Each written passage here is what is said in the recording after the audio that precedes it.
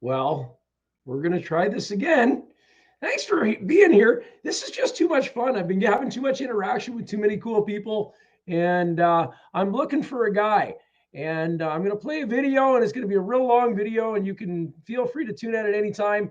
But it's Dave live from the shed. We need to hear from this guy. We want his downloads on what happened at the Freedom Convoy from him. I haven't heard from him for a while. So if you know this guy, please reach out to him and tell them we need them. Okay, so I'm going to try to use this really cool software that I'm working on here, and we're going to see what we can do to share the screen of the cool things that are coming. Hang on a second here. Let's see if we can do this. Hey everyone, Dave here live from the shed. Tonight's guest is Jim Kerr, better known as Church of Bubbles. Yeah, really looking forward to chatting with him.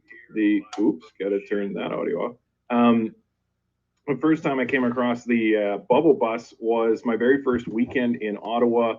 I was just exploring the downtown and saw the iconic bus in a parking lot with Church of Bubbles across it. And right away, I did a quick Google search. Said, "Oh, that's interesting. I didn't know about that denomination." And I came across Jim, and then got to meet him later, and we've gotten to connect at various events along the way. Just yeah, really wonderful guy. So if you guys know him at all, so full of energy and life.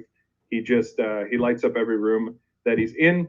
Just someone who really brings a wonderful presence to everywhere he is. And we're going to get into talking a little bit about the various ways he's been continually harassed here by police. Some of you, if you watch the live streams in Rolling Thunder, you would have seen how his bus was surrounded by like a dozen or more cops, and just dealing with a whole lot of drama there. And it's a very strange target to me because Jim is just such a wonderful guy, and just all about bringing joy to people, blowing his bubbles, and giving hugs and smiling, and just a really friendly individual. You're just watching me walk around. You're not even watching the video.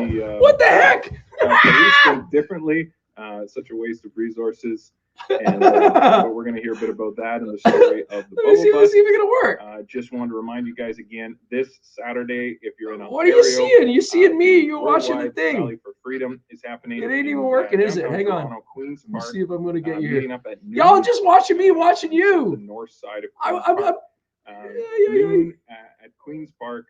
Hang on. And the march will begin around 2 o'clock. Always a great event. Hopefully the weather holds. We had some all right, we're going to try this again. Southern Ontario. The share last screen, while, but it's gotten a bit rainy. Screen. But hopefully it'll hold out for that event. Should be a good one. I'll be down there, and I'll do a stream on Saturday to cover the march there for you guys. And then again, I keep repeating it. I'll keep repeating it again. Mark your calendars for it doesn't. Tentative date of June 30th. James Top is scheduled to arrive in Ottawa. Hey, can you see that? He's a 28-year member of the Canadian Armed Forces. He's currently on leave for refusing to take the mandatory injections, and he's been marching across Canada. He's currently in Northern Ontario. We're getting I believe he's doing a meet and greet soon in Thunder Bay, and he's planning to make it to Ottawa by June 30th.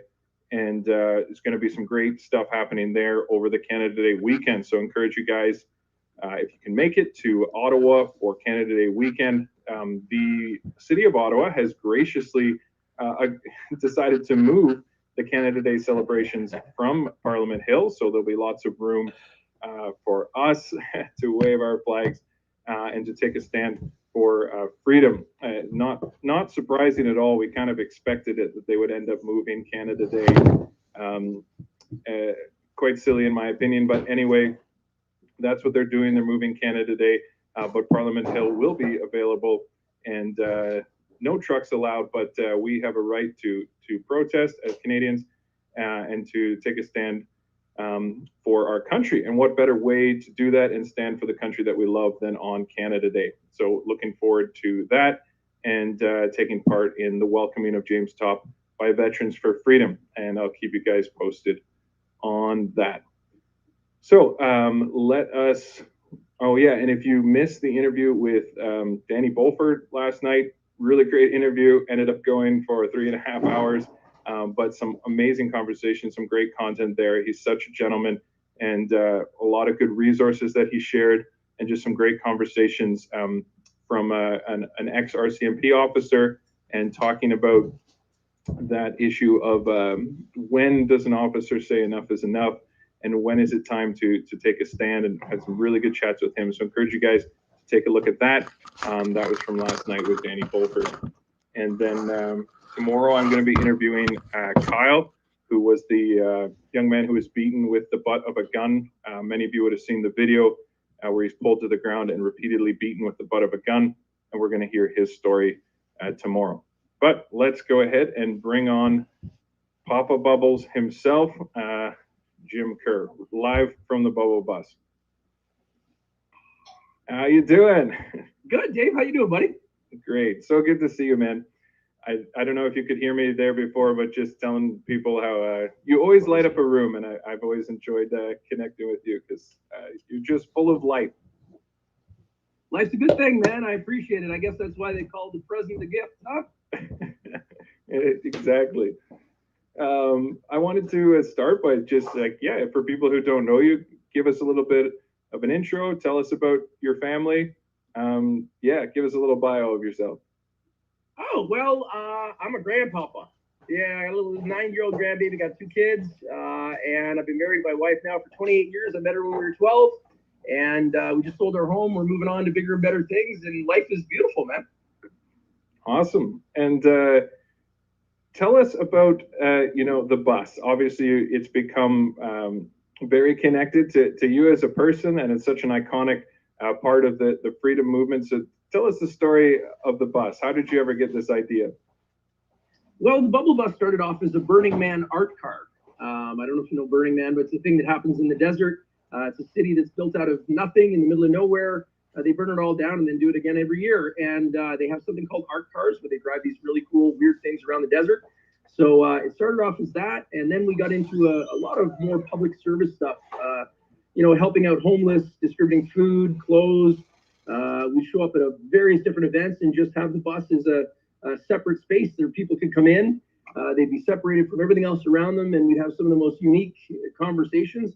And that's kind of how it started out. Yeah. It was just a fun way to build community and start some conversations at these events. Community outreach. Well, that, and I get free entrance everywhere. I mean, like, pay for, I at one point I said, man, I gotta get paid to party because I really like having fun, right? And sure enough, the bus turned into a thing. I mean, it doesn't pay us, but we don't have to pay, and that's kind of like getting paid. Yeah, it's like a community center on wheels, and I remember that from Ottawa. The doors are always open, always room for one more, and it's a really wonderful environment. And if you guys have never hopped in the Bubble Bus, next time if you're in Ontario there and see the Bubble Bus, then just knock on the door. Unless you're the police, the door might not open. But other than that, Jim and his wife will gladly open up the door and let you hop inside and hang out. And everyone's always welcome at the Church of Bubbles. Isn't that right? Yeah, it's great. I mean, that's the Church of Bubbles' whole philosophy is that we all live in our own beautiful bubble reality. We don't get to be pricks and go popping other people's bubbles. Just join with the bubbles to lift you up higher, make you feel more beautiful about yourself, and that's it. And it's from the doctrine of the Church of Bubbles. Do you have an official text or not yet? An official text? What does that mean? Well, I mean, have you created like a document of your Church of Bubbles philosophy that you just shared with us? No, we haven't. We have some principles. The very first one is thou shalt not spill thy bubble fluid. That shit's expensive and it only comes out in summertime. Sorry about the language. That also extends into life too. Our life juice, as it were, is quite precious, and we shouldn't just go spilling it for any reason. But when we do, make it beautiful. So we have some loose tenets, but basically, the Church of Bubbles came about as kind of the church that doesn't require any churches. As opposed to following a central tenet of sorts, it just says, you know what's best for you, and by giving first a little bit more than we take, we can solve all the world's problems. Mm. And how did you come? How did you come up with the name then? And initially, whose idea was that? Well, I can't take credit for a lot of this because it kind of just came through me. Originally, it was the Church of Base, but the thing about Base is it's not accessible to grandmas and babies. So we turned it into the Church of Bubbles, and the Church of Bubbles. It kind of came about because we just started adding all these things to the bus, right? We put a smoke diffuser, so you put a smoke machine up top, and it pours smoke all outside, and lasers and lights and bubbles. But the bubbles, everybody, a certain thing happens when people see bubbles. They lose their perspective. They lose themselves. They somehow it either harkens back to a kinder time or whatever. They look so ethereal that people are just out of sorts. And the biggest kick I get is when people look at my clip and no idea what it is. But those little bubbles, man, it just takes people out of their normal and puts them in a place where maybe they're receptive to that which might not they might not think of as being their normal. That is so deep. Well, it works. No, I love it. And for advertising, it's amazing because sometimes they'll travel blocks and people can see us blocks away. They don't know that we're there, but they do. Yeah. No, and I think you're such an interesting person, Jim, and I always enjoy connecting with you because there's the surface level of the fun hippie bus blowing the bubbles, but then there's also this wonderful heart and mind that you have, and your ability to connect with everybody is really a joy to it. I can't stop smiling because you always just make me laugh. Good, brother. Well, it's like when the cop is trying to take me down, he goes, I can't even take you seriously. You're not supposed to. That's the whole point. Yeah, I remember the one video. I'm going to show people some clips. That was from Ottawa. There's a whole lineup of cops, and you're just chatting with them, and they're like desperately trying not to laugh. Well, yeah.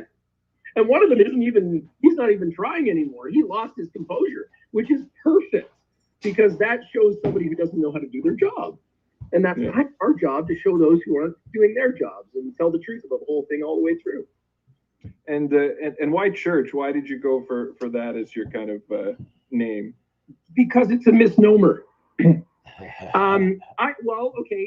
Honestly, when I was dude, you said you were on with Daniel for 3 hours, man. I don't know how deep you want to go with this stuff. We'll start with this here too. What the hell were you talking about? Why church? Church, because I had been part of an organized religion, and I saw that did damage to my family, and it was my choice. It was I made the decision to do it, but I brought along my family with it. It did some damage, and I realized that when we individually succumb to a belief system, even if we don't agree with certain parts of it, we're being led astray. And church has such a polarizing feel to it. When I was younger, I didn't have any mentors, so I made up a mentor in my head of a combination between Jesus and Anthony Robbins. I don't know if you know Anthony Robbins, Tony Robbins, right? The late night. Of course you did, Jim. Of course you did. Right? So the childhood Jim must have been a fascinating young man, I'm sure. Well, I was confused, man. I think I still am. I'm not sure. But this idea that Jesus and Anthony Robbins together, I could that made sense to me, right? And I was adopted, and I don't know who my biological father is, and I never will. So I guess I could make one up. So I did, and this guy Jesus, he did a lot of stuff right, okay, and none of it was build a church. Okay, he didn't build no churches. That was not Jesus. Jesus did his thing, and at one point he said, if you don't eat my body and drink my blood, then you can have no part of the kingdom of heaven. Well, the people around him probably looked like he had 3 heads. It's like, dude, you're talking about cannibalism right now. It's a misnomer. Throw the people off on the front end, and the people who really want to know will ask long enough, ask the right questions, stick around long enough to find out. I'd rather just have everybody just fluff it off on the front end, to be quite honest. It's a fascinating point, and the parallels to the whole freedom movement, right? Because there's those who just see us from a distance, honking horns and waving flags, and like, what a bunch of crazies, or why are they parking their trucks down? But then for those who actually took a step in and talked to people like yourself and saw the heart of the people there, that's where the real connection and the real changing of hearts and minds happens. And I thought about that parallel, but that's the idea, right? This idea of church, the best definition I ever heard of church was it's the organization of matter around spirit. So when you think of the things that have happened over the freedom movement and some of these different things, there was a spirit behind it. And then all of the matter organized around it, i.e. the humans, and then all of the things that the humans brought to help the other humans and all those things. So that's my idea of church. Well, and I mean, that's again a great parallel for what we saw happen at the convoy. Was it was the spirit and the desire for freedom and unity. That was what held everything together. The fuel runs and the food tents, and that was all just tertiary, secondary. It was that spirit that brought everyone together in a very powerful way. Oh man, and then the things you saw happen that were impromptu. I mean, people were like, I remember at one point, and this is back in Ottawa, when they made a hard block out of snow within about half an hour. It was like 15 people showed up with shovels, and they went, oh, we don't want the cars to go through. So they built a great big snow fort basically across the road, and nobody told them to do it. You know, and they were cleaning. I don't know, dude. I just never seen anything like it. It was just incredible.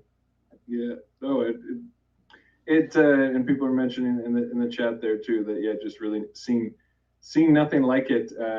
Future Now says convoy was magic, and so many terms from so many people, and you know one of the reasons I like bringing someone like yourself on is I was immediately moved by the wide variety of philosophies and lifestyles and everything that came together, because there was this stereotype that was put out that oh, it's a bunch of like angry you know whatever titles they wanted to give us, racists and misogynists and etc. And like there were so many different characters. You know, obviously you're not your typical you know, suit and tie conservative worker or something. Like it just, you break all the stereotypes. And there was so many people I met, like I mentioned on the show before, how I got these.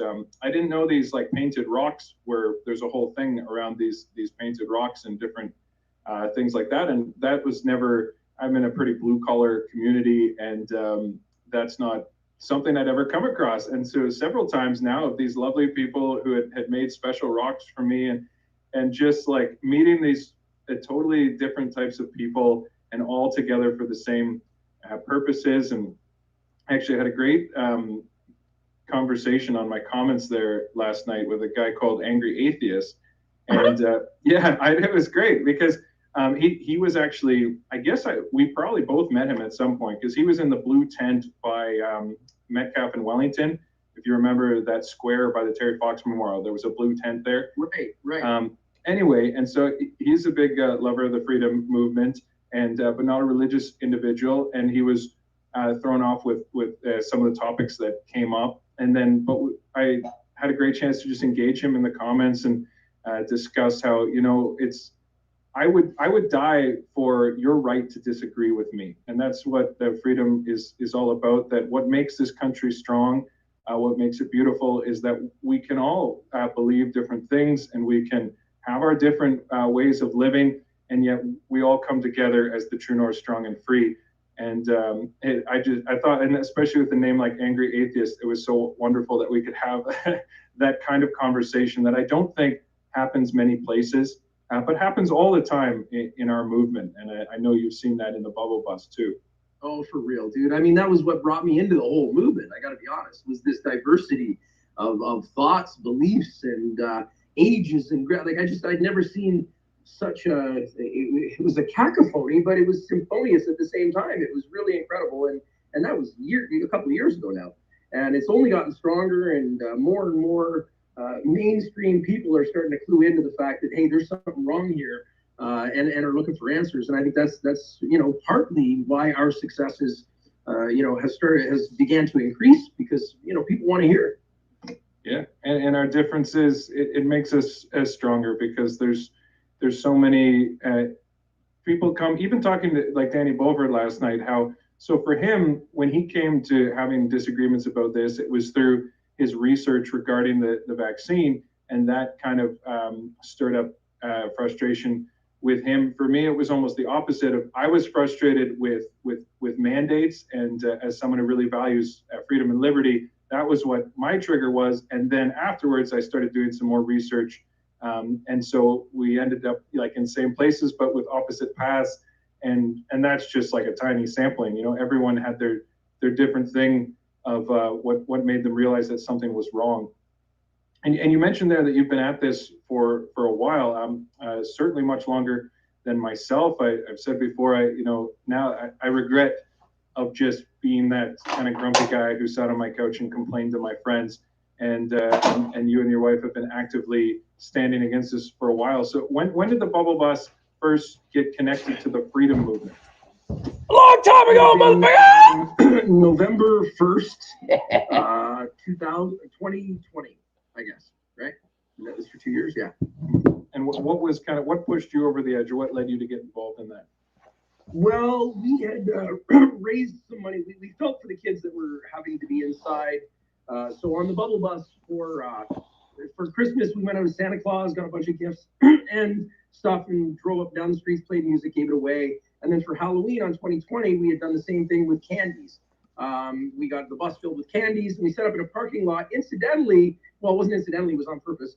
The same parking lot of the Tartan Tavern in Oshawa, which had been there for almost 40 years since I was a kid, 50 years maybe, and it was closing down. And it had to do with a lot of this nonsense. So we kind of killed two birds with one stone. We're giving away the candies in the same parking lot as the Tartan Tavern. This young lady, Jessica, comes up, she's got China marker all over her car. And it's, information. And I'm like, wow, cool. She's expressive. We gave her kid a bunch of candy, and then she goes, you should really come to the rally tomorrow. And I'm like, I don't do rallies, man. I'm not that. Like, I'm not a protester, right? I don't identify, right? But she said, you should really come. And then I ended up going. And that's when I met Dermot, whom that night, if you don't know Dermot Pomeroy, you might want to talk to that guy at some point. That night schooled the restaurant owner on common law right in front of me. And we ended up getting everything that we wanted to, because he basically turned it around on him. And I was just overwhelmed by the idea that we could individually take power over this situation. And I saw lots of people attempting to do it. And, for a long time, a lot of people tried to do it in a lot of ways that haven't worked. Necessarily. I mean, they have to a certain degree, but none of it's been coordinated. And oftentimes division creeps in there and ego creeps in there, and then it becomes counterproductive. But what we're seeing now is a resurgence of just people doing it for the right reason. And as a result, we're getting a hell of more traction. Yeah. And you mentioned there about not being a protester. I have yet to meet someone involved in this who really was at protest at all before COVID. It wasn't something that people like us did. I mean, and that's the irony of accusing us of being anti-democratic. I mean, so many of the people involved in this, they put up with things that frustrated them, and they said, okay, well, next election we'll change things. And we tolerated a lot of things that upset us, and it wasn't any of our style, certainly not my style, to go wave a flag and yell about something, because it was like, whatever, we'll get rid of them this time, we'll get rid of them next time, and we'll just deal with it. There's very much this culture in the movement of, well, we just pull up our pants, we head to work, we get the job done, and we move forward as best we can. It's not all these accusations I've seen about a bunch of whiners and blah, blah. No, it's like, that's not who these people are. They're people who've been silent for a very long time, and then finally, you mentioned, and I saw in some videos where the kids is something that really pushed you over the edge of watching these kids isolated, and we all had these different things that finally said, like, this is wrong. This isn't about like some different policy things. This is like fundamental human rights that are being infringed upon by this government, and it's time to stand up against them. Honestly, you mentioned the kids. It wasn't that for me. I mean, I was distraught about it, and there was many aspects of that particularly that hurt me when I went to the below 12 vax clinics and stuff like that. But no, for me, it was the older people. Okay. The ones that paid their due, okay, the ones that are in now nursing homes or whatever, and they're taking the handles off the doors, isolating, not letting them outside. Dude, one of the most impactful videos we ever did, I don't think you have it here, but somebody might be able to look it up, was one when we went to a retirement home. These people hadn't been out of the rooms for a year. The nurses came out with them. They were bawling their eyeballs out. And bubbles were playing in there. We were playing 50s music. We were dancing with them. And then we got, of course, in trouble for it, because you always do. But you know, everybody who saw it was bawling, and the reason they were bawling is because they understand these people do not deserve to be treated. No human being deserves to be treated with that level of isolation. It is cruel and unusual punishment under anybody's measure, and oftentimes it's self-inflicted in that. Some people who isolate themselves do that on purpose, but there's others in those situations who did not. They never asked for that. The reason they're in the nursing homes, they want to be associated with the other people. And there's so much that we can do about all of this. Okay, it doesn't take much. You know, a nursing home somewhere close to you. You know, a senior's home somewhere close to you. You can drive up and get a little speaker system with a little generator and blow some bubbles and play some music.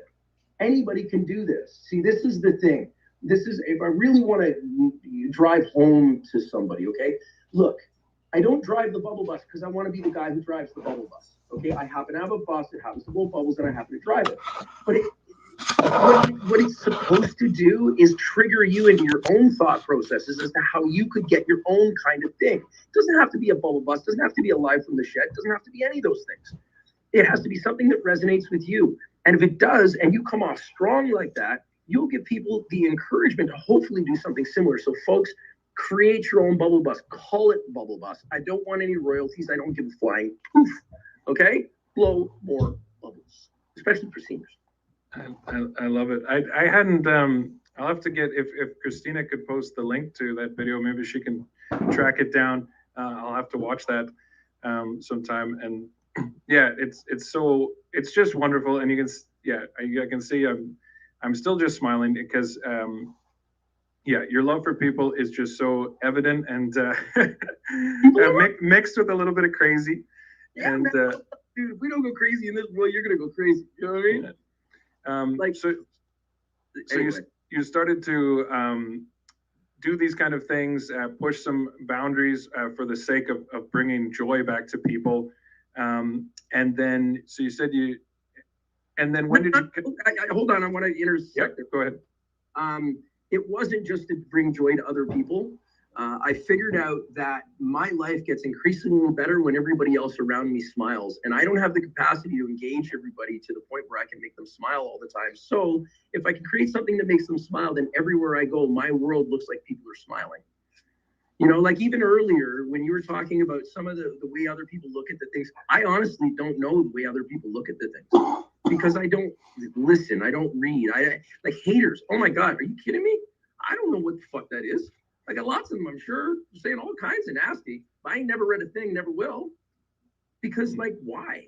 Whatever, they've got their own opinion. But if we are on a track that feels good to us, we are seeing smiles around us or whatever, whatever it is that we want to create, then continue that, amplify that, and take cues from other people that are doing something that are similar. And you can find your own variation, man. Some dude did a bubble bike. Caesar, you're amazing. Put like That's DJ cool. decks on a bike. Right, and it's hooked up bubble machine and stuff. Like, I mean, come on. The people are asking my moderators there of where is that video posted? Is it on your YouTube with the seniors home? Ooh, I'll bet you it's on TikTok. Oh, might be buried away somewhere. We'll have to look for it later. But Yeah, yeah, it made me pull down the. See, what happened was okay, we got invited in from the nurses that were at that place, but then one of the administrators saw that we took video of somebody without their permission and said that that was against the policy, and that's why they took it down. So anyway, apologize. I see. Yeah, well, usually, in my experience, you get in trouble if you have too much fun. I said some of these things in these experiences remind me of as a kid at the swimming pool. If the fun went too high, you'd start to attract the attention of the lifeguards. And then there's a threshold. If you're having too much fun, then the lifeguards get on the whistle and no, stop it. Too much fun. The fun level has risen too high and you must stop. Okay, well then it's dip and dive fun, man. It's guerrilla tactics. That's why the bus is mobile, man. You go have fun, and then when they don't like it, you drive away. You go have fun in the next place. Exactly. And so you started doing it. So obviously much more than just going to some of these protest events. You were almost like an ice cream truck, just going around and spreading joy as you could. And then are you retired or do you work as well? Well, no, I haven't. I haven't worked for quite a while. I've built internet things and some other marketing things. Well, that's work. I do when the weather gets nice. I do landscaping. I really like working with my body. We're working on a farm right now, preparing a greenhouse. So I really love the physical labor, but I'll do it more now. I'm not well off, but I've found a way to not spend a lot of money, and I have a residual income source that allows me to be able to do that.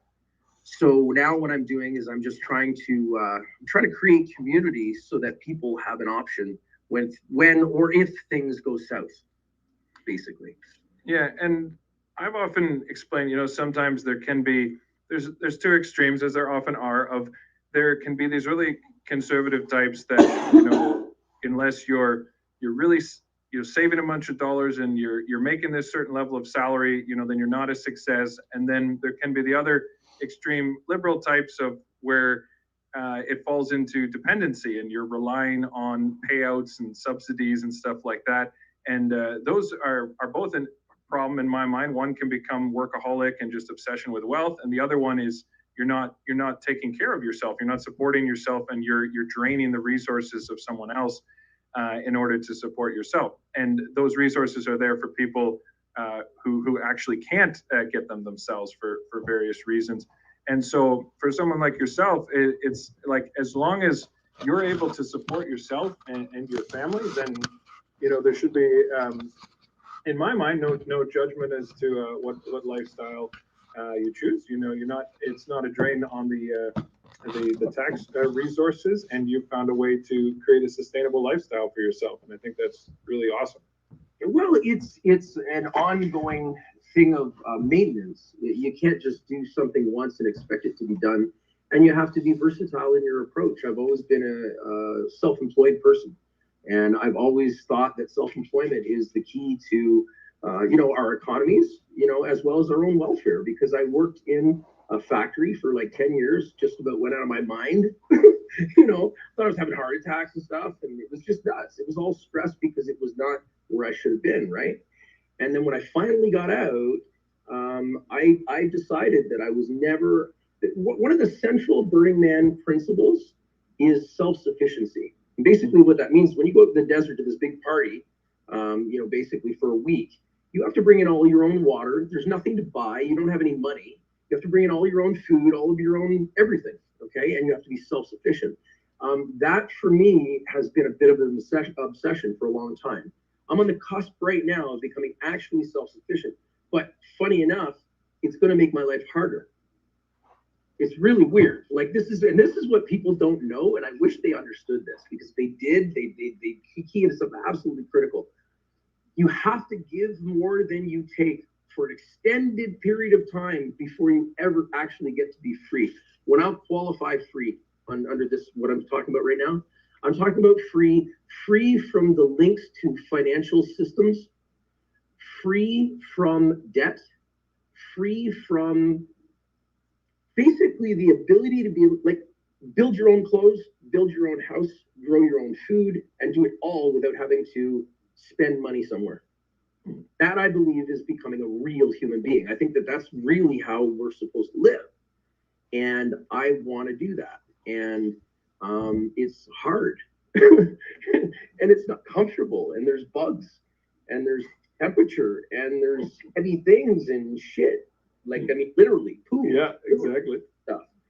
And it's just a different thing. And some people might call it regression. I find it to be it's kind of scary, it's kind of daunting, but it's cool as hell. Yeah, it's very human. It's the same reason people. I think, I don't know if it was you or someone else I had the conversation with about. It's interesting how everyone goes to like campgrounds, for example, in the summertime, and they love the community. They love being surrounded by nature. There's something very like just raw and natural about cooking over a fire, and yet then they all disappear back to their suburban wastelands and concrete jungles But then they're so excited to go back to the campgrounds. Now, understandably, with our winters, it proves to be much more difficult. But it is, I think, it in the community is a big part of that, of what people love about campgrounds. Or when I go backpacking to the hostel culture and stuff, it's the people, it's the community that makes it really special.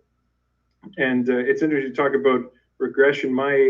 Some of my ancestors are what's called Old Order Mennonite or Amish, similar group, and so I mean they never really stopped. They didn't regress; they just never progressed. And Work. They know how to work. oh, they know how to work. They do, and of course I know enough of the community that the grass isn't always green on the other side, and they have their issues as well. But something they definitely excel at that is that focus on sustainability and on community. I mean, a number of them have actually started moving out to the East Coast for cheap land, and if anyone can figure out how to develop the land out there, it would be them, because they're incredibly gifted at just making do with whatever they have. My grandmother actually used to take tea bags and dry them out after she finished them to reuse them, to try to get a little extra bit of tea out of them. And I grew up where we used milk bags. We'd cut them open. I don't know if other people do this, but you'd cut off the top of the milk bag and use it as a sandwich bag afterwards. And so just it really, it's interesting that this whole, like, the whole green, reduce, reuse, recycle became this trendy thing. And I was like, well, that's just called being cheap. We've been doing that for a long time. My parents were Scottish. I get it. Yeah. It's being frugal. I mean, we never went as far as the sandwich bags and the milk bag. That's cool, They're tough little bags too. Like, it's a pretty tough plastic that's used, so it actually works quite well. It was funny. I used to work for this old guy, and he was in this really fancy house. It was really old, and he took care of every single little detail. He'd iron his underwear and everything. And at one point, I was in there and I was pouring the bag of milk, and I held the back of the bag. You know how the open side, you have to hold the other side or else it gets all sloppy? Yeah. When I held the back of that bag, it was a revelation to this guy. He'd been pouring milk for 10 years, couldn't figure out why he always spilled it. He spilled it. But isn't that a thing? And this guy's a really smart. He was the leader. He was the head of the Historian Society for Oshawa or something. So he had such an attention to detail on certain things, and the other things he just missed it. And dude, we are all like that to a certain degree, and specifically in the movements, I find that there are a lot of people that are real kind of, they got their way of doing the things, but they don't understand all the ways are the ways of doing the things, as long as we're doing the same things. I just had to highlight a comment there from Anonymous. You can flip your underwear around and reuse it, just saying. Well, I've done that before, but only out of necessity. That was nasty. Yeah, and well, I wanted to, first I wanted people to kind of understand a bit of who you are, and then because it clashes so hugely then with, I want to talk a bit about these interactions with police, and not for the sake of you telling a sob story, but for people understanding some of these overreaches and these concerns that are going on. Because like when I saw this video of your arrest, I was just, especially having gotten to know you before I saw this video, and there is a learning experience for me, because I will say some of these other protests that I've seen in the past, and I was that guy who saw a clip of police brutality and assumed that, oh, they must have deserved it, or something, must have led to that. And I was that guy, and I had a bit of a blind trust in the police force. And I value our police force, and I support the need for good policing, but I also understand that there are definitely people who take advantage of their power, and I've watched it happen to friends of mine, and it's definitely given me I'm never going to look at those clips necessarily the same way. I'm not going to jump to assuming the person was entirely innocent, but I'm not going to jump to any conclusion basically without hearing both sides. And so I want to show you, so the viewers, this video from Toronto. This was at this first arrest, was it at the Worldwide Freedom Rally as well, or which? No, that was Young Dundas Square in January of 2021. And was this the first time you had like negative interactions with police like this, or had they talked to you much before? No, the week before they had they had stuffed an $880 ticket in my fur hood. For what? For being there.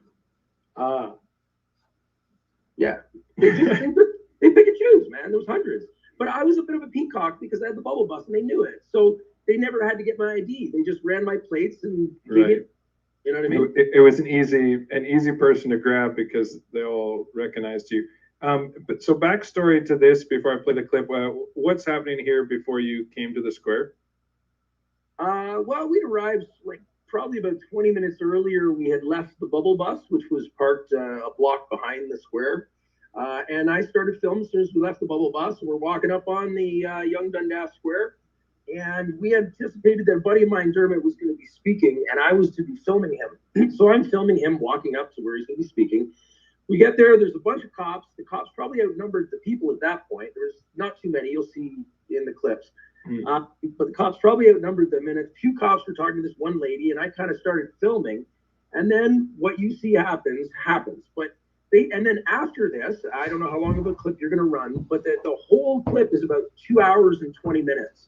So it's the 20 minutes leading up to me getting arrested, and then me getting put in the back of the car, and then the guy I was supposed to be filming picked up my camera and then filmed the maskless shopping and shit that happened after that. So yeah, I'm just going to show your arrest here, but and you'll see the officer say that you've been warned, and I mean, people can watch the whole live stream, and you walked right up to the spot. Like if there was a warning, you would have it would have been on video. But anyway, we'll show the clip here. Yeah.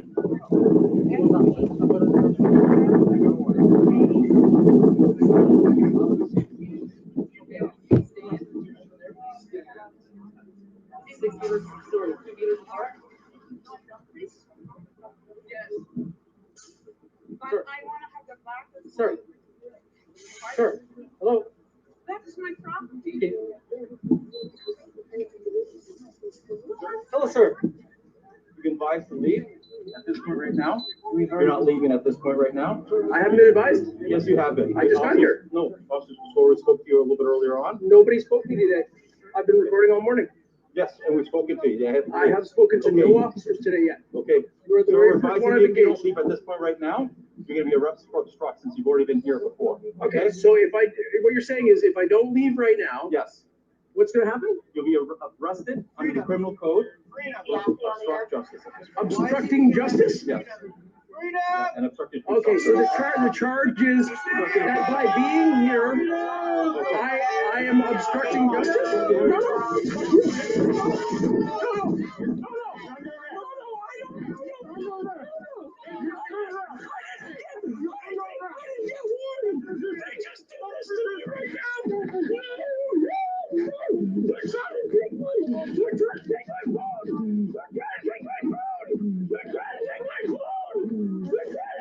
Press and hold both volume keys for 3 seconds to use TalkBack.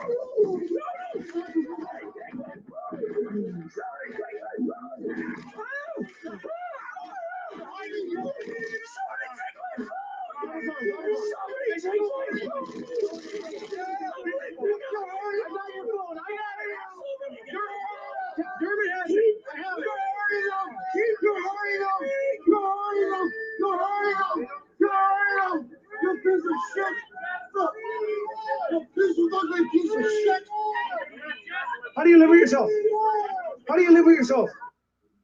Leave it at that. And yeah, that must be hard for you to watch, Joe. And I'm sorry for that. I think it gets me emotional. It must. It's past. It's past. It's funny because it's all good.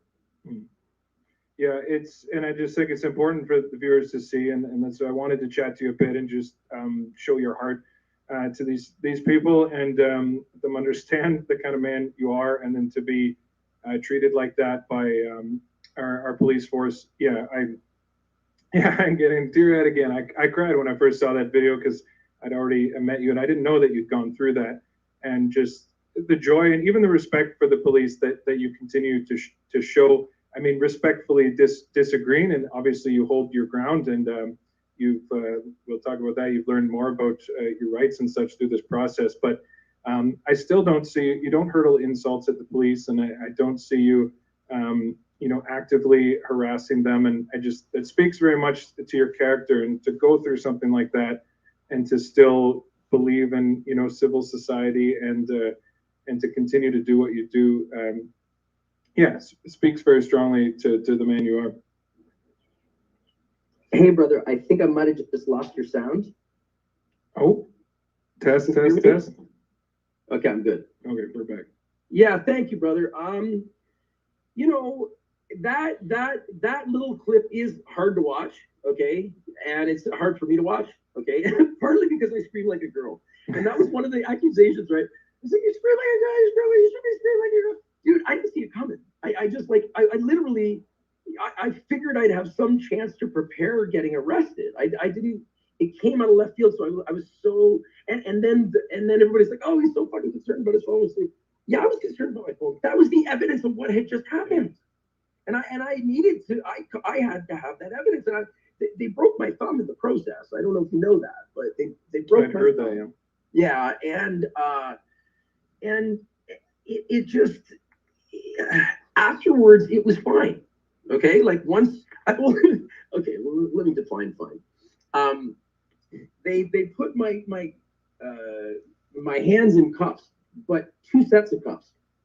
And I had a big fur coat on, and they put it behind my back. And it wasn't that limber, my fur coat was big. And I found out after that these cuffs are self-tightening cuffs. Okay, so once they ratchet in, they don't ratchet out. And they're throwing me in the back of this box with a great big fur coat on, and with my hands behind. And it's getting tighter and tighter and tighter and tighter. And they were on that for about 3.5 hours. And then on the left hand, I had nerve damage for about a month, and then the right hand probably about 6-7 months. So, but the way they treated me after that, like when I got out of processing and everything into the jail and stuff, was wonderful. And they gave me back my jacket, and so I knew, like, whenever you're dealing, see, the problem is people think that they're dealing with a police force. They are. Okay, there is a force behind the police, but the policemen and the policewomen are individuals that are, yes, willingly subjecting themselves to that force, most probably believing that that force is operating out of the goodness of what they can do. But we have to understand we're dealing with individuals. Okay, like that's the Church of Bubbles ethos. We're all only individuals. So, dude, I can't address that person's individual background and needs to be there and all that stuff. So, like, I can't fault the individuals involved. Like, my wife goes, oh, I see that guy, I'll know who it is. Dude, I don't even recognize him. I've seen probably 10 cops. There's a couple I do, but most I don't even, because, like, whatever, man, sometimes it's circumstantial. Maybe that person just lost his wife and has to come to work or something. Like, I don't know.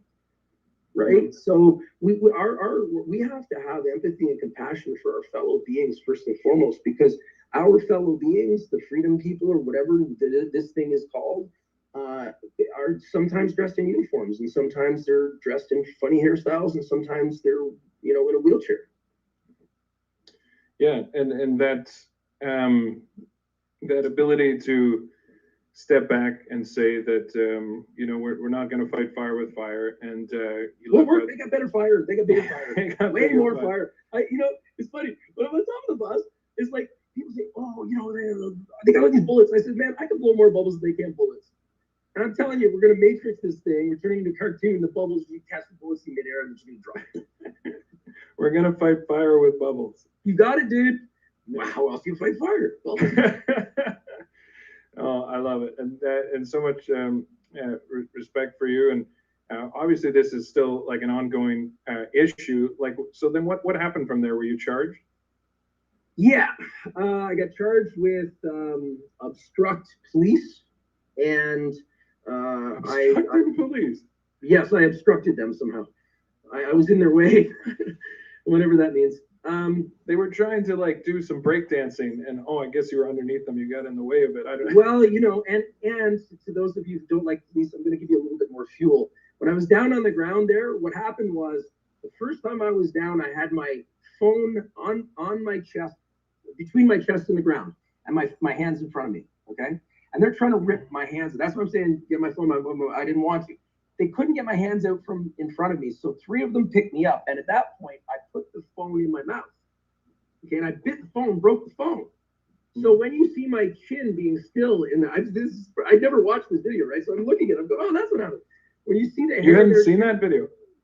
I have, but I don't look at it too close. Yeah, you know what I mean? Like yeah. I saw it enough to see it. Now I know what happened. But now I'm watching it. I'm forced to watch it.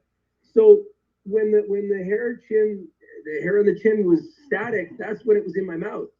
And somebody got my phone, right?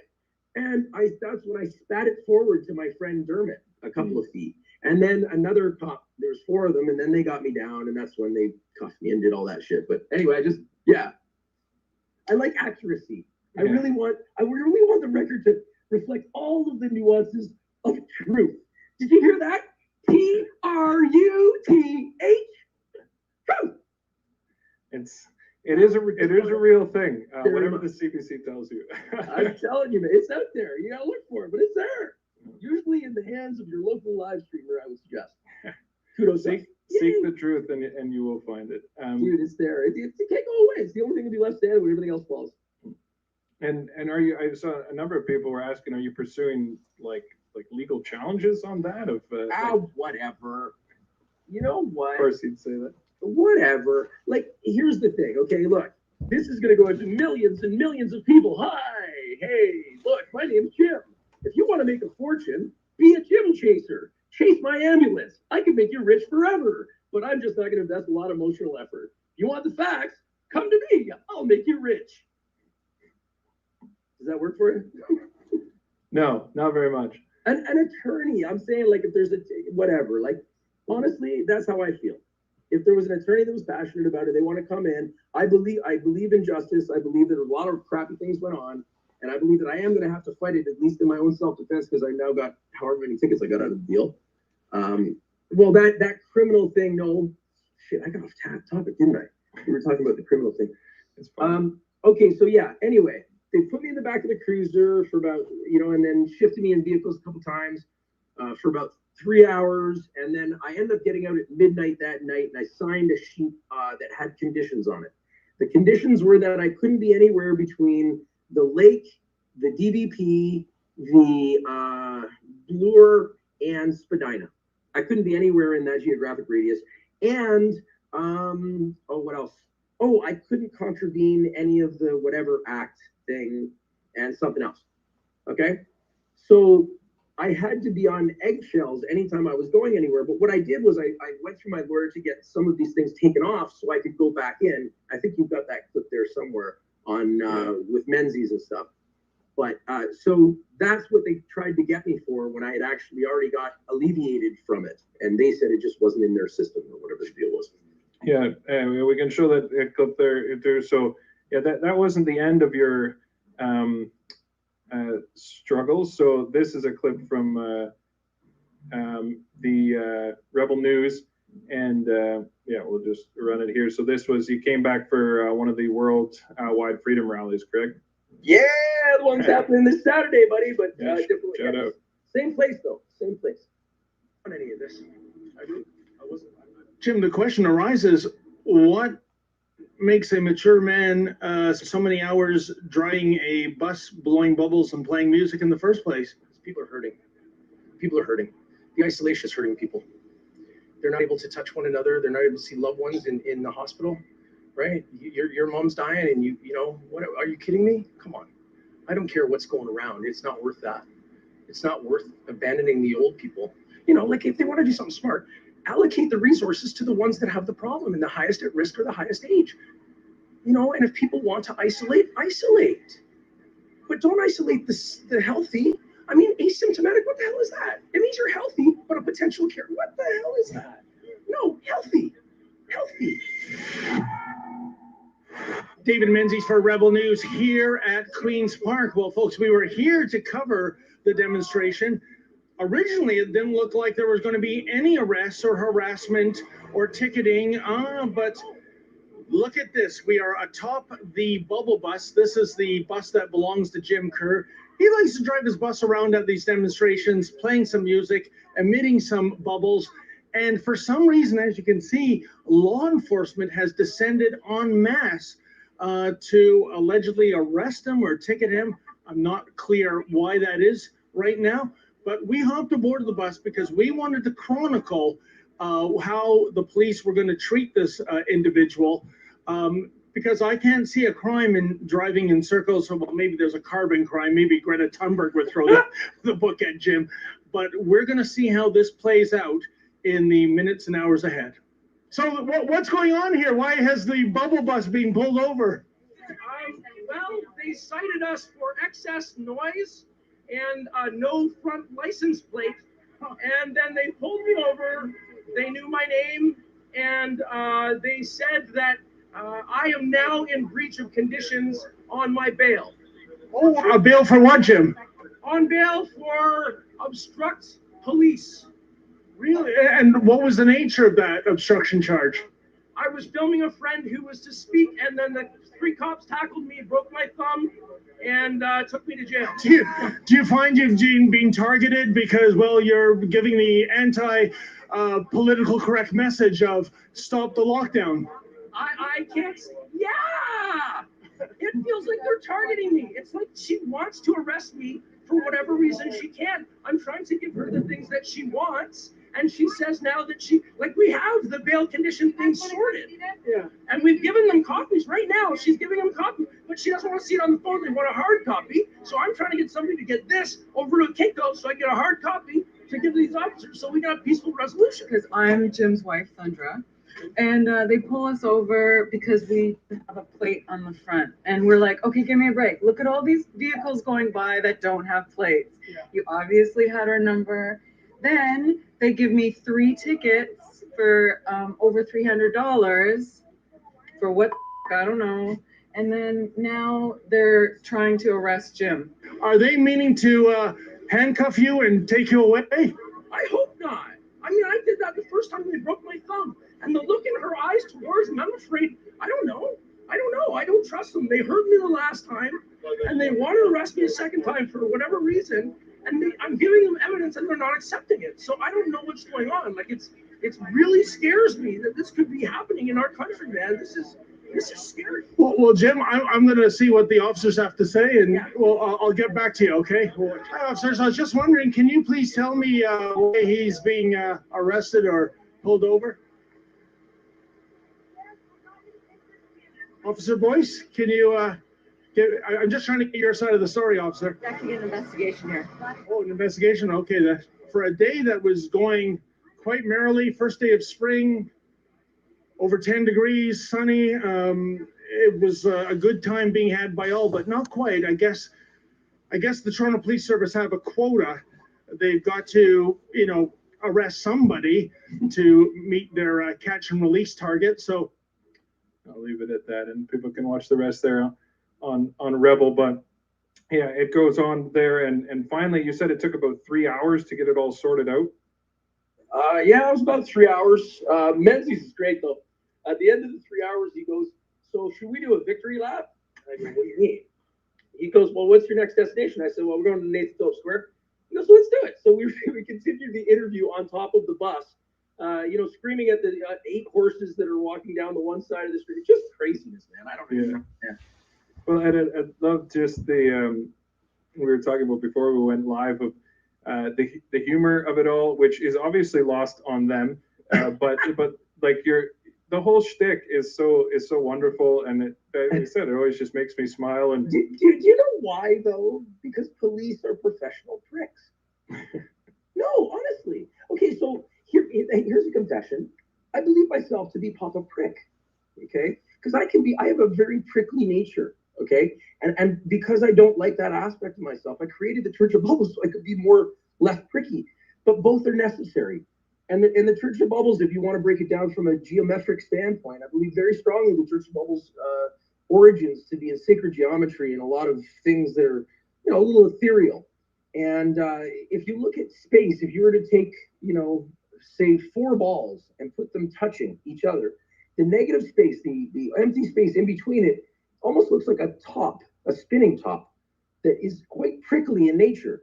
So all of the universe requires not only the bubbly, the smooth, but also those pricks in between. It requires both.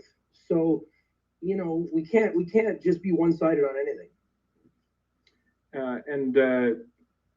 So some people asking there, just to clarify of like how that ended off. So yeah, basically they were asking you for proof of your release conditions, and you had it on a digital version, and then they made you go get it printed. No, okay, yeah, okay, I'll give you the rest on that. Yeah. So what happened was, yeah, we were waiting to get this. We had several parties out trying to get this thing printed and bring it back. And in the meantime, one of the cops, I'm talking to one of the cops, and he goes, "No, the only reason you can be in this area is for something and to seek legal counsel." And I looked down on the other side of the bus. You can see him in that clip that you just saw there. The guy with a nice tan jacket. Yeah. He's an Indigenous lawyer. And I go, "Oh, yeah, I'm here to see my legal counsel." And I went over to the other side of the bus and said, "Hey, man, do you want to be my legal counsel?" He goes, "Sure." And he goes, I didn't know this. Yeah, dude. And he goes down to the station, signs some shit, and they let me go. He signed up as your legal counsel right there. He just went to the station and did the thing, and I went away. I didn't sign anything. I didn't say anything. I didn't do nothing. Yeah, clearly just harassment there. How much time do you have? Just kind of figure out how much I want to go through here, because I wanted to talk a little bit about myself, man. Okay, you're enjoying yourself. Good. I never get a chance to do this, just so you know. Well, good. You just tell me, because this is really interesting. I hadn't heard kind of the whole tale of it. So obviously they were targeting you. I mean, you don't just had nothing to do with any of this freedom stuff, and you'd just been rolling through the city. There's no way multiple police officers for 3 hours would harass you. It really does beg the question of like, and we talked about it with Danny Beaufort last night. I mean, police resources are limited, and it's crazy to me that how many officers were standing there for how many hours to deal with bubble blowing Jim. Like it's just nuts. Well, that's not even the worst of it. I mean, when we were arrested, when it was arrested, the first clip that you showed, that week and the week before, they had brought in same kinds of people that they brought in over for Ottawa. Okay, with all the badges and the numbers and all and we found out subsequently that these people are corrections officers and Brinks truck operators that have their gun licenses that are given temporary powers to be able to come in with crowd control and stuff. Right. So, I mean, there's all kinds of reasons, and some of them are private contractors to the city. So, like you've got Tory's Army and you've got this and whatever, right? Like it's all a big chest of funds that I'm sure that they slosh back and forth in order to do the bidding of a few politicians who are not necessarily, God, my God, almost exactly not doing the will of the people. And that's a problem. That's the people's money. And when we don't have enough money to make our car payments and eat, it's not because there's not enough there and we didn't do enough work to make it happen. It's because somebody's stealing it from us. Yeah, and Danny was telling us last night that he was interrogated by a homicide detective after he was arrested, and it's like, is there really nothing more important for a well-paid homicide detective to be investigating right now than this? And but yeah, it's really a crime against all the people, because they're public servants, and that name has taken on a different meaning for most people. I think they forget the servant part. No, it's the public part they've forgotten. Yeah. No, because they're still serving. They serve themselves, or they serve their overlords. They serve the masters. They're serving the force. They're That's serving a good point. The edicts that are coming down from on high. So yes, they are still servants, but they forgot the public part. Well said. And so anyway, you had a lot of backstory in this whole movement. Obviously, way more than myself and some of the other guests we've had on. And so, well, thank you for being in that fight for so long. It sounds always weird to call it a fight, because it's like you're getting fought by them. You're just trying to live your life and bring some joy. The defense. Let's call it the defense. The defense, sure. Yeah, you've been in this defense for a while, standing on guard for thee, as it were. And then when was your first? When did you hear about the convoy? When did that come across your plate? About 2 weeks or 3 weeks before it happened. About 3 weeks before it happened. Okay, well, it was just still out west, and we were seeing the clips of it come up once in a while. And Yeah. Is it 10 trucks? Is it 100,000? Yeah. And then did I wasn't paying you? much attention, to be honest. No, and neither. Like it was hard to know. It was so censored, right? And that you'd see these clips, and then there'd be claims that, oh no, that's from some other convoy, that's from the States, it's not real, and it was so hard to know what to believe. And it wasn't like you could just pop on and like, oh, Fire Roaster's Garage, he'll have that. Like if you had tried to search for that, which I did, I actually did try to track down whether this convoy thing was real, and no YouTube channels would come up. There were people filming it, but impossible to find. And then, so when did it become real for you? Define real. When was your first interaction? Did you go to an overpass, or did you just head right to Ottawa, or what did that look like? Oh, okay. We left the night before. We left the night before. So the Thursday is when we arrived, and we arrived at nighttime on Thursday, and we had been there a month previous, and we had stayed for it was like 3 weeks or something. I don't know if you saw the thing where we drove around Trudeau's house and shot the laser service and stuff. No, anyway. You shot what? Lasers at the Secret Service. Because we were playing music and shooting lasers, and all the Secret Service come running out from the place where Trudeau lives and stuff. You drove by the Prime Minister's house, and Sean, I think Sean is a better word than shoot in this situation. You shot lasers at the Secret Service. No, we just do what the bubble bus was doing. It just happened to be on the Prime Minister's lawn. Oh, you had like a little spinning laser thing on it or something. No, dude, I got like 2 watt. I got some lasers, man. They're cool. They're really cool. I can't imagine they appreciated that too much. I can't imagine I appreciate them not letting us talk to the guy. So whatever. Oh, you're great. You're great. So what happened? I hadn't heard about this. So what happened when you shone the lasers at the Secret Service? Whatever, they darted in amongst the trees, and then they just kind of backed off. They realized, it was only a convoy. It was like a convoy of about, I don't know, like 20 cars. It was Unity 1, remember? Unity, right? And then, and we did the hunker down originally a month before the thing. So when we came back, this was old hat to us. We'd already been out in the bitter cold for 3 weeks out there a month before, and this was us coming back. And yeah, we came back on the Thursday, and I'll tell you that I remember the one thing that stuck out to me out of all of it, like coming in the night before. We got in like hours before the convoy started rolling through. Okay, hours before. Like I don't know how many hours, but just hours, right? And I've seen the people on the overpasses, which is just amazing. It's just amazing. Can't fucking believe it. It's incredible. It's incredible. But then it gets dark, and the snowstorm's ripping in. And we are somewhere like way past anywhere that anybody is, like Belleville area or something like that. I don't even know. And there's this one dudette, I couldn't tell, holding this little flag on this overpass. There was nobody else there. It's late at night. There's a snowstorm. Like it's just in the middle of a snowstorm. That's amazing. No idea who that person is, but that's my falling man or whatever. You know what I'm saying? That whoever that person is. That's the heart of the whole freaking thing, right? So long as there's one person willing to stand and wave the flag, it's beautiful. Alone, it's easy when there's times. Everybody loves it when there's time. Ottawa's just glory fest because like, oh, the BBA, dude.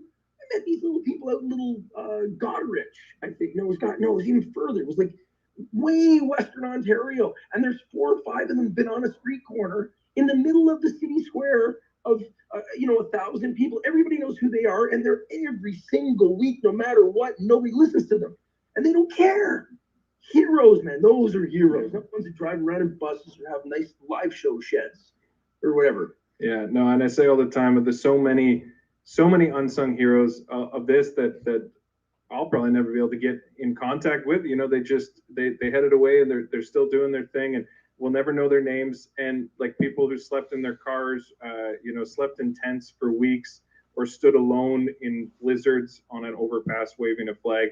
I had that experience actually one time too. It was a random other weekend. It was well past the convoy, and I was just driving along at night, QEW or something, I think, and I see an older gentleman just up on an overpass waving his flag, and just as a way to stand there, and I thought it was amazing. But you see, that's all it really takes, honestly, because that guy, he had impact on, he doesn't know who or how, but he most certainly had impact on himself, because when he went back home, when he had a shower, he thought, I deserve that shower, man. I went out there and did my thing. And like, probably in his mind, it'll never come resolved that he actually did something. But guess what? He did it. You noticed, we're talking about it. However many people on here now know it. And who knows where that'll go. Yeah, right? And we are powerful. Individually, we have power. We just have to claim it. We just got to use it. We just got to step into it. We got to get away from the fear and all the, hesitation. And I encourage people on that note of like, keep those flags on the car and keep going out to those rallies. And because even something as small as those flags, and I remember we talked about it with Walter Hoffman about where he likes to just like encouraging people to just go for a walk. He was encouraging fellow seniors to just go for a walk with a flag draped around your shoulders, right? And I know it starts to get old, and we're very much in this like grind stage, or I feel like it. But I mean, this is just another month for you. Like you've been at this for so long, and it's so impressive the energy you keep up. Because admit there's like there's days where I get discouraged and say like, is this ever going to change? And you start to feel defeated, and then I have another story like what happened to the cadets, and it just fires me up again and said, no, like this is important. I need to keep doing this, keep showing up. And so in whatever small way people are doing that, whether it's just having a flag on your car, or like some of the people who've reached out to me, an older lady who she sends out letters, and that's her thing, is she watches these videos, she puts down information and resources, and then she mails out letters to people who aren't necessarily watching these videos. And I heard from people, some seniors who hosted viewing like parties because some of their friends didn't know how to use YouTube. Like my grandparents don't have YouTube, and they'd get their friends together and they'd watch the live streamers. I love this. Let me tell you a story. We were in it was by Belleville again, little town, and this guy comes up to me. He says, "Really like what you do. You should come by my house sometime." I said, "Where is it?" 10 minutes up the road. I'll come now. We go there, and the family, the first of all, the kid has an imitation of me on one of my videos down pat. Okay, it's freaking me out. I'm like, what? That's awesome. We gotta be careful. Okay, like we as people who have a platform and can do, we gotta be careful. Because all ages are watching, And so anyway, they gave me the story, and then their parents end up pulling up right afterwards to confirm the whole thing. And that's exactly what they were doing. In one room, they were watching mainstream media. The other room, they were watching the YouTube. And all they had to do was bring that laptop over and go, "Hey, this is what they're saying is happening over there right now."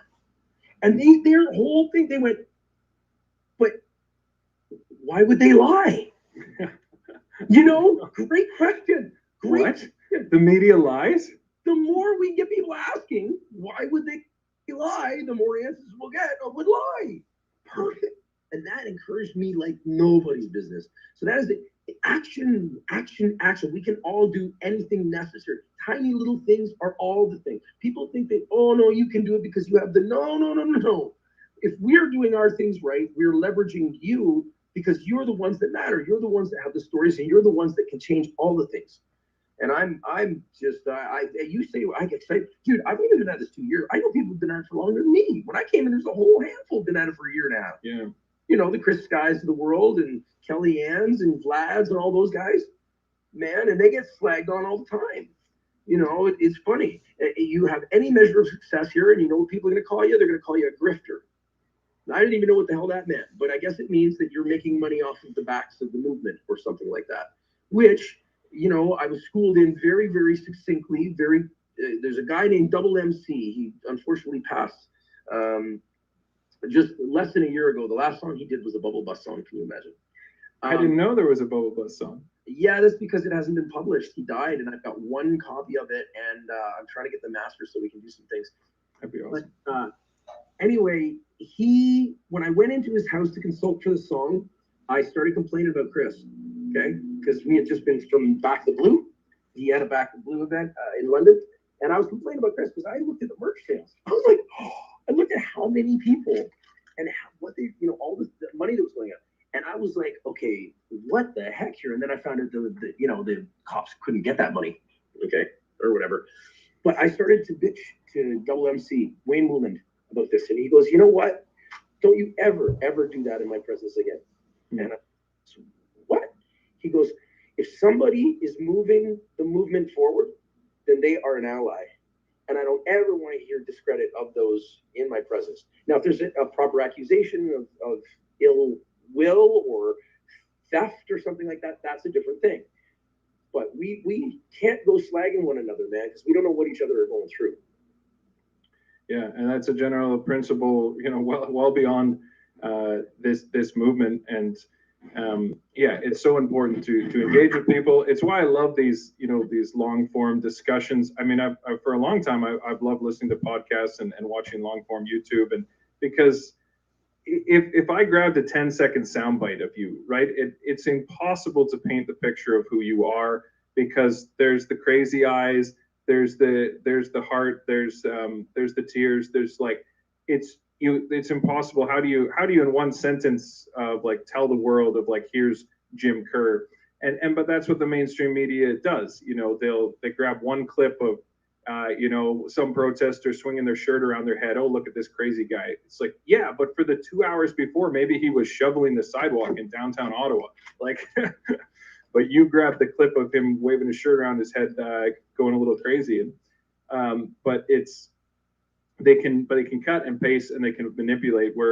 Why the live streams became such a powerful tool in this movement is because you can't lie when you're live streaming an event. Like, I mean, in a discussion like this, of course, you can lie, but you can watch over hours of people, and you start to get a good sense of, is this person just full of it? And it's hard to keep up a fake image for hours at a time.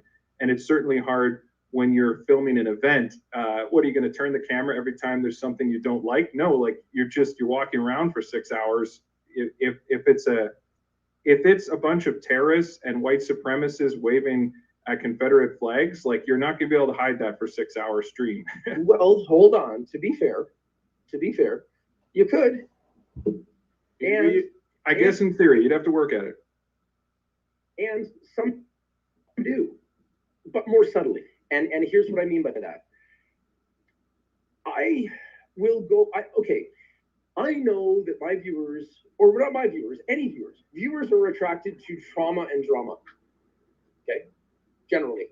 Yeah. Like, when there's action, if you follow the police, you're going to get more viewers. If you follow the media, you'll get more viewers, because the media will probably be following the police or whatever. Okay? So by doing that, we don't necessarily give all sides of the story. And I'm not saying everybody does that, and everybody does their own variation of that.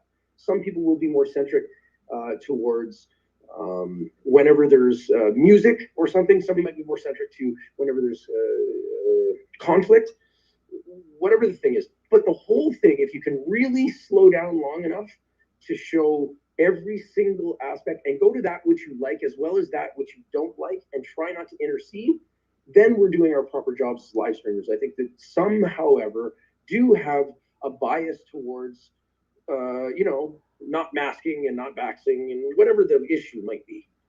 And I don't think we can do that. I think if we really want to maintain journalistic integrity, we need to look at all sides of the story and see what hits us. Yeah, I was meaning more of like especially in Ottawa, when you can have a dozen different angles that people were jumping between. If it really was the great evil that the mainstream media reported it was, then how is it in a dozen different multi-hour streams of the day can people not see evidence of that? And that, of course, nothing can fully guarantee unless you are there watching with your own eyes, but it's the closest thing people can get to actually viewing exactly what's going on. And I think that's what develops the trust in it. And I mean, I've started doing that whenever I see these clips. I immediately want to track down what stream did it come from and watch the context of where, in the same way, if you heard a soundbite, I mean, I did this all the time with Trump and like whatever people think about him, but they loved grabbing one soundbite and ignoring like what was actually being said. And in the same way with video, they grab like one clip and then ignore the hour surrounding it. A perfect example. Did you see the video that went around on Twitter of at Freedom Fighters Canada at Rolling Thunder? They were chanting USA, USA. Had you come across that? Anyway, it's a 1 hour, like a 1.5 hour march on a stream that Coda B shot. And there's one 10-second segment where Jeremy led the crowd in a chant of USA, USA, because we love our brothers and sisters to the South. And some journalists spun that as like, oh, look, they're all a bunch of like Republican funded, whatever, Trump supporters, because we chanted USA for 10 seconds on an 1.5-hour march. Like, anyway, well, and people personally will find what they're looking for. Mm-hmm. That's why we have to, if we look for the truth, we'll find it, but we got to look for it. I wanted to touch a little bit on, well, we didn't get into the, but let's talk a little bit about Rolling Thunder, because people are asking about that. And then if we have time, we can look at my son and my grandson first. Okay. What's up? Look. You're a live stream, man. They must be used to this by now. Oh, we're freezing. I have a thing where I chase him to the car all the time. I am so sorry. He didn't want to leave, so I had to make him want to leave, so it became a game, and I haven't really stopped. So usually I chase him.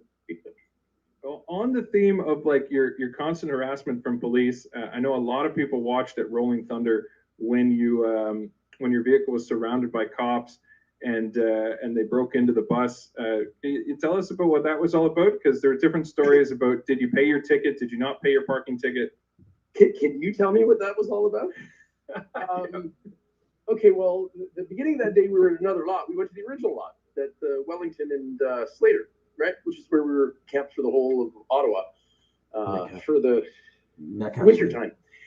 And they promptly wanted to get us out. So they threw a ticket on the thing, and they said that the owners want you out.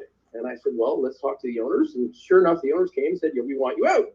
I said, okay, well, are you going to reimburse my parking that I paid for? Said, well, no, we can't do that. You got to do that online. We'll be at the office, send the email.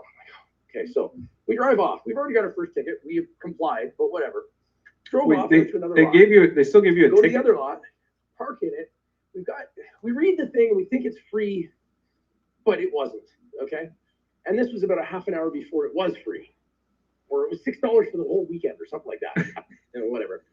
So we go up to the hill, and I'm up on the hill, and somebody comes up to me and goes, hey, man, did you know the bubble bus is surrounded by 12 cops? I went, no, I didn't, because I wouldn't be sitting here. Thank you very much. And so I go ripping back, and then halfway back to where the live stream picks up, because I really should quit smoking. Yeah, because I'm out of breath. But anyway, I get all the way back, and sure enough, there's 16 cops around my bike. I counted them. I made a point counting 16 cops and multiple cars, right? And the original 12 that were at the first one to get us out of the first lot. So like those 12 were part of the 16. And then there's another 4. Okay. So, and then the live stream picks up. And basically, I know my drill. Okay. I've been through this enough times. I know what to do. I get in the bus. If I feel threatened, I get in or on the bus and I lock the doors. That's it. That's what I do. And you're going to have to break in or pull me down or shoot me down or something, because I didn't do nothing. I'm staying here put. Thank you. So I got my bubbles going. I got the generator on the back of the bus here somewhere, but the gate is still stuck in Ottawa for weird reasons. That's another story for another time. And I've got the generator on the back. It's plugged into the plug. And then I'm up top. Blowing your bubbles. Blowing bubbles, right? That's your thing. Yeah. And now these guys haven't said anything to me. The police haven't said anything to me. My buddy goes and talks. They're just like creeping around or what? They're just standing there. They're all standing around the bus. And I'm standing the bus by myself because there's nobody else there. And I'm like, I'm feeling a little bit vulnerable, I got to say. But eventually the crowd starts to gather. and others came and such. And this thing goes on for an hour and change, an hour and a half, I think, the whole thing. By the time I was arrested, and then it went on even longer after they told the bus and stuff. But anyway, so I'm up top blowing my bubbles. I'm trying to communicate these. They're not communicating me. All of a sudden, one of the green beret guys, whatever, you know, the tan. The guys who arrested me. Yeah. Okay. He looks up at me, goes, "You're gonna come down, or I'm coming up to get you." And I saw him, and I looked at him, and I knew he wasn't kidding around. He was serious. He was damn serious. He wasn't. There was no, you know. He's excited. He's excited to climb up there and tear you down. Well, no, that guy, no, I don't think he was excited about it, but he wasn't not relishing. Like he would, it wouldn't. He was fully prepared to do it. God, that was it. That was all. And I saw the seriousness, so I said, "Okay, he's come down." I said, "Okay, no problem. I'm coming down." So I came down, got in the driver's seat, and he goes, "Okay, so now you got to go, right?" And I'm like, "Okay, whatever. I'm gonna go. Can't find my key. Okay, can't find my freaking key." I'm like, "Dude, my wife is right over there. She's got a key. Get the key to me, and I'll get it." So she comes over. I let her in the door over. I let her in the door here. I'm in there talking to one cop there. That's the one that's brought me down. Is trying to get me to get the key. I finally get the key. I get the key in. I turn. I'm started. Another cop comes up and goes, "I want to see your ID." I turn to the first cop who just got me to come down and the key. I go, "You're trying to get me out of here. The crowd is gathering. Why don't you let me leave right now?" He goes, "No, you can make time for this one." So I'm trying to find my wallet. Can't find my wallet now. Right? And having a bad day. Because I opened the door to let my wife in with the key, I forgot to close the door because I'm occupied with the two cops on the other side. And then another, tan guy came in, took my hand in a hand lock. I'm still talking to the other cops for another 30 seconds while he's got me in a hand lock because I don't know what the hell's going on. And then, they took me away in cuffs, took me to another parking lot, switched me out in cars, told me I was going to be charged with mischief, which doesn't sound like anything, but let me tell you, mischief is a considerably worse thing than obstruct police because there's crazy up limits on mischief. So I knew that. It's a catch-all arrest, yeah. And it can be really not good. Anyway. And what was the grounds? What was the actual thing? Like, they were chasing you around the city, and you didn't, I guess, to start off, you didn't pay your parking ticket because you didn't realize it. We did pay that, though, because my guy who went to talk to the bylaw ended up getting the parking ticket and put it in.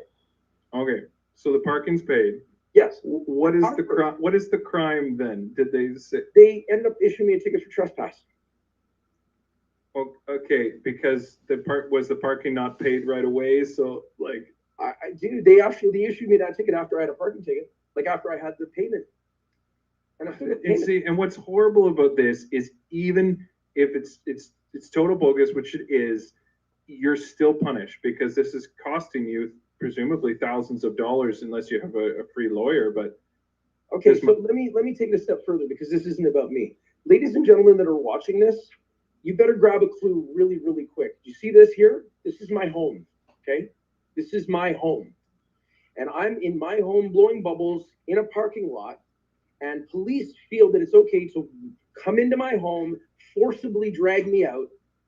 Dude, do you have a home, dudette? Okay? It's you next. I mean that. Okay? That's what people don't understand. I'm okay. Okay, I've been through this. I'm kind of like old hat. I don't enjoy it. I don't relish it. I don't want it to happen, but I can deal. Folks, you don't want this happening to you. You really don't. And that's what's happening right now. For whatever reason, okay? Because, I mean, you do your research on me, figure out if I'm a threat. I mean, my bubbles are dangerous, I gotta tell you. You're a pretty scary guy, Jim. Look at that big bubble in the sky. That's pretty.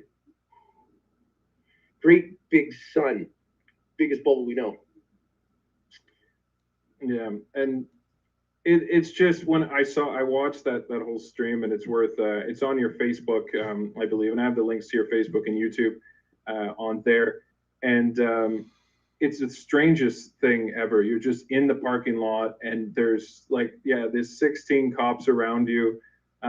As best I could tell, all of the arrests that weekend were very targeted. You were obviously on their list for whatever reason. And they just were looking for any excuse to nab certain people. Oh, dude, that was only the first day. The next day they towed it away again. The second day you got towed as well? That was only the first day. Okay, so you got a mischief charge and you got towed day one. What did day two look No, I like? did not get a mischief charge. They gave me trespassing. They threatened mischief. They gave me trespassing. They towed How my sweet of bus.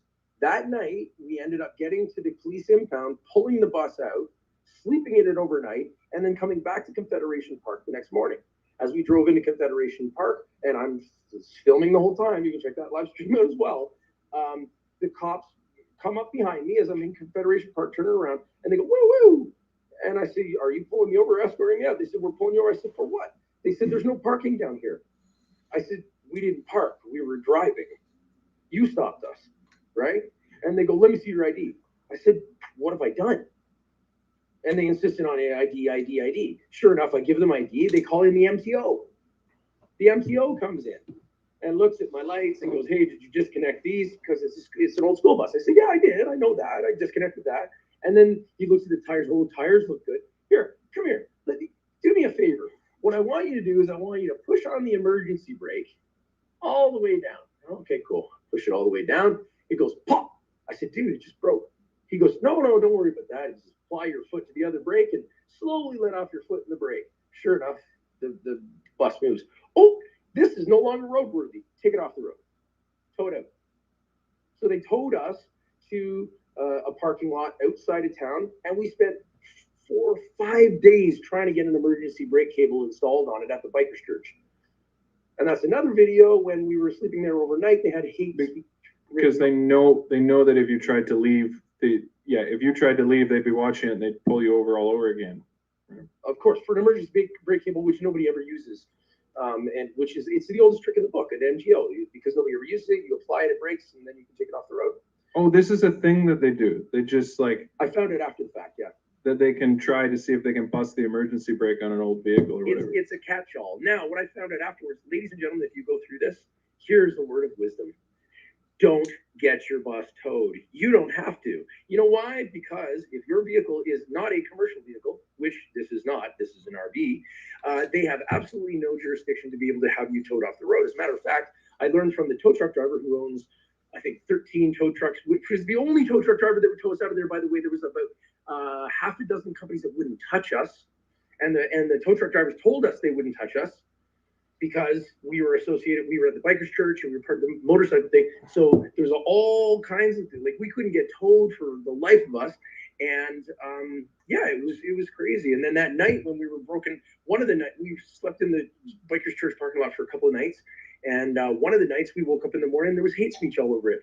No fascists and thumbtacks all in the driveway where we were sleeping. Yeah, crazy stuff, man.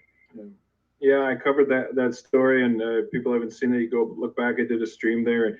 Yeah, people showed up at church that weekend for Rolling Thunder, and there was graffiti all over the church and thumbtacks, and that was just the continuation of what had already been happening. There had been threats to burn down the church. There were these hateful messages glued to the brand new doors that the church put on, all for the crime of being open and welcoming people into their church, whether they're truckers or. Oh, ladies and gentlemen, Bikers Church rocks. I'm going to bed. I hope you had fun. Figured I'd play around. You know, it's amazing. If we have internet access, we could do so much. Some of the tools these days are going to allow us to be able to spread a message large and wide. Thank you for being part of the large and wide message we're trying to share. Like, freedom's okay. And I'm glad that I'm there with you. All right. Good night. Go to bed. Have a good one. Go to bed. Hug somebody you love. Send a nice message to somebody. Yeah. Cook somebody a little meal, something that they're not expecting, a little treat. I think they'd love that. All right. See ya.